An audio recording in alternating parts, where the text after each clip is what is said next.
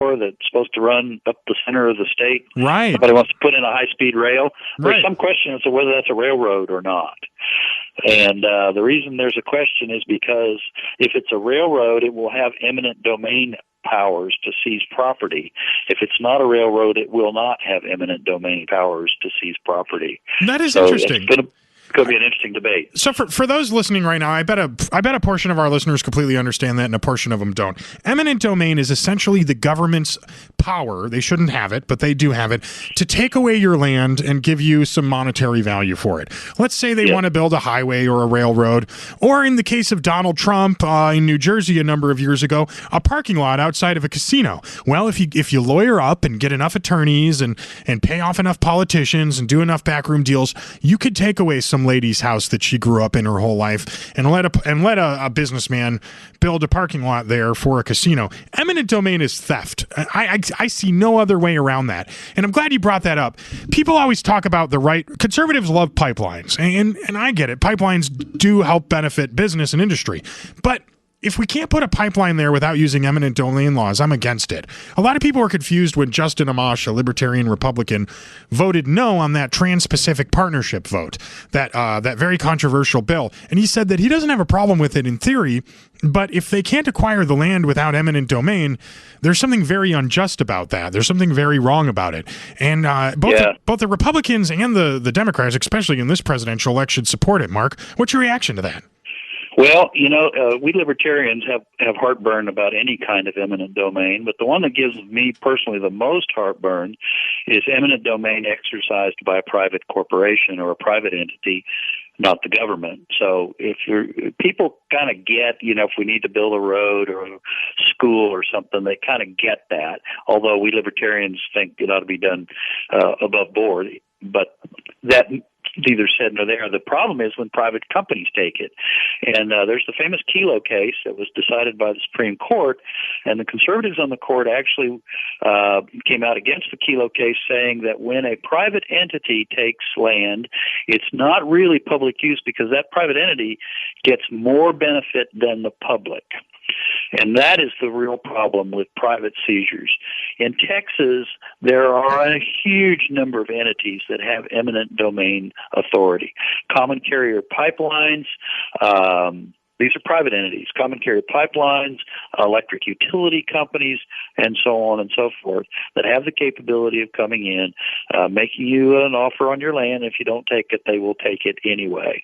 And I think it's basically it's a very abused system because you almost cannot stop them from taking your land. Yeah, I don't have a problem with the pipelines. Liberals like to make the argument that, the pipeline will be bad for the environment and it won't create many jobs. And that in and of itself seems like a contradiction. If you're accepting the fact that the pipeline might have problems and we have to work on it, then you should at least acknowledge the fact that it will create jobs. That's a job, right? So that part of it I don't really have a problem with, but the personal property part, I'm right there with you, Mark. I think Republicans got it wrong, and that was really a Democrat policy to begin with. But you're bringing this up reminds me of something that I do care about a lot. Probably the only issue I don't agree with libertarians on. Libertarians are great on personal property stuff unless it comes to people that own property at the border. And this is one thing that all my libertarian friends make me feel like a conservative when I bring up to them. I don't feel like an open border policy is the best idea. I feel like there should be some kind of order, some kind of regulation. We're libertarians, after all. We're not anarchists. There should be some kind of government intervention to stop the cartels from human trafficking at the border, or to stop people from coming over the border and using other people's land for illegal activity. Activity, mind you, that I don't necessarily think should be illegal, but activity nonetheless on someone else's private property. I realize that you're running for commissioner of railroad, and this is kind of a loaded question because it's not even necessarily something that would be in your wheelhouse if you get elected, and hopefully you will. But how do you react to that, Mark? Yeah, you're entirely correct in a sense. And I agree with Governor Johnson's proposals in this regard. He believes that if it's easier for people to come across the border with a work visa of some sort, totally legal, registered, you have to have a job, so we know who you are. In other words, that's a totally legal process that won't require people to jump over the Rio Grande and cross private property. If people, to the extent people are crossing private property, that is trespass. That is an invasion of your property. And certainly if there's a criminal element, certainly falls in the role of government to protect those landowners from that sort of activity. But I think one of the best ways to protect landowners from that sort of activity is to have a regularized system of people able to travel more freely across the border. Then they'll come through the checkpoints. They'll come up the roads. They're not going to go across the river, across the desert, across people's property, except the criminal element. And then it becomes a law enforcement problem to deal with just the criminal element, not the people that just want to come over here and work. I tend to agree. I don't think there should be anarchy at the border. I think there should be some order. But building a wall across the border, as Trump's proposed, from Brownsville to La Jolla, that seems completely irrational. That would cost billions of dollars. And speaking of eminent domain, boy, that'll crap all over people's personal property rights, right? You bet. Those people that have along the border, they're going to lose part of their land for sure. The other problem with that, of course, I hate the symbolism of it. I mean, we are a free country who believes, especially we libertarians, we believe in liberty. And when you prevent people from having free movement, that sounds an awful lot like the wall between East Germany and West Germany. I'm sorry. It's just a horrible image for us as a freedom-loving country. Boy, I tend to agree with you on that. Hey, Mark, you want to do one more or you got to run? No, I can do a little more, sure. All right, I'm just getting warmed up here. I got Texas, the guy running for Texas Railroad Commissioner for the state of Texas. His name is Dr. Mark Miller. He's apparently a very brilliant scientist, doctor of petroleum science, and smart guy. Learned what he did over at Stanford. Doesn't sound like your average politician to me, which means maybe he's just what we're looking for. You on Twitter or Facebook or anything, Mark? I am on Twitter and Facebook. My handle for the campaign is Miller, 4tx.com. So you'll find us on Facebook. You'll find us on Twitter. You'll find us. We've got a YouTube channel we just launched, and I've got a webpage, www.miller4tx.com. Anybody that's interested in reading stuff about the blog is a good place to go. And anybody that wants to know about regulating oil and gas, I actually wrote a book that we published last fall that you can find on Amazon.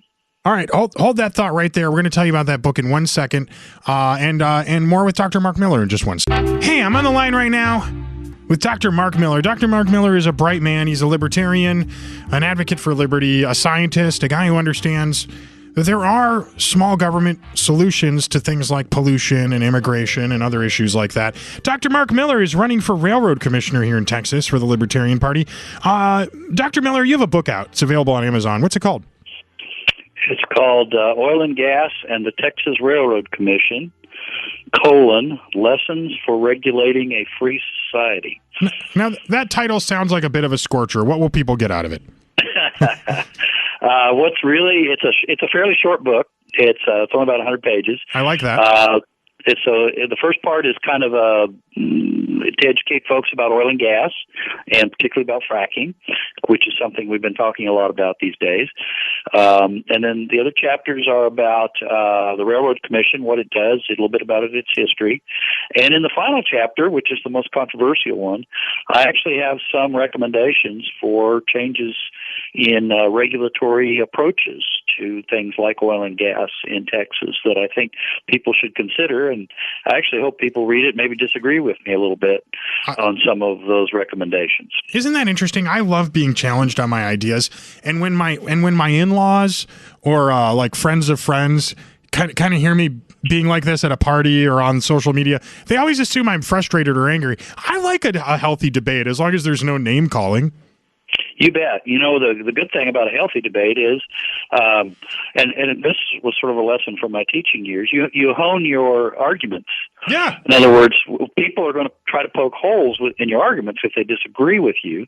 And so you have an opportunity to say, you know what, that argument really isn't very well thought out. Yes. I need to think about that some more. I need to research it some more. I need a different way to talk about this issue. Or maybe I need to reconsider the position that I held because they had a good point.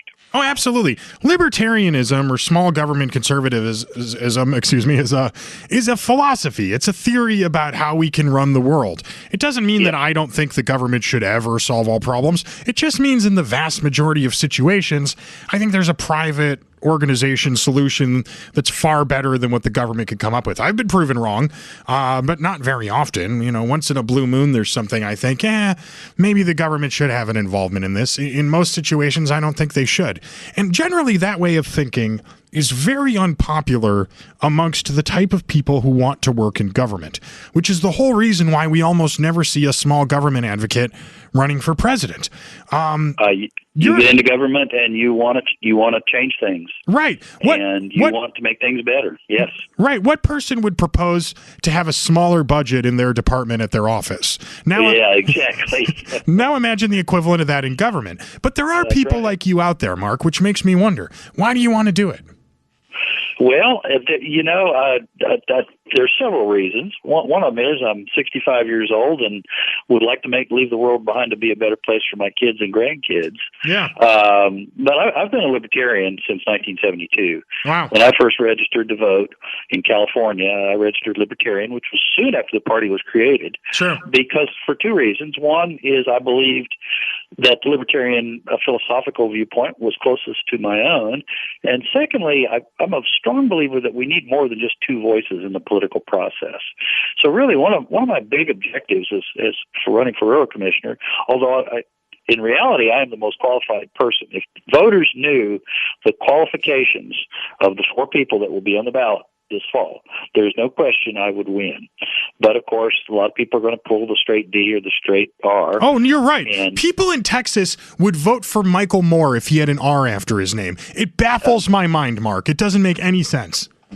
You ought to, if you have a chance sometime, Ken, look up the two people who are running for railroad commissioner for the Democrat and Republican. You would be ashamed. Well, tell us a little about them. Who are these guys? Do you know anything about them? I do. One of them is a guy named Wayne Christian. Wayne Christian is an extremely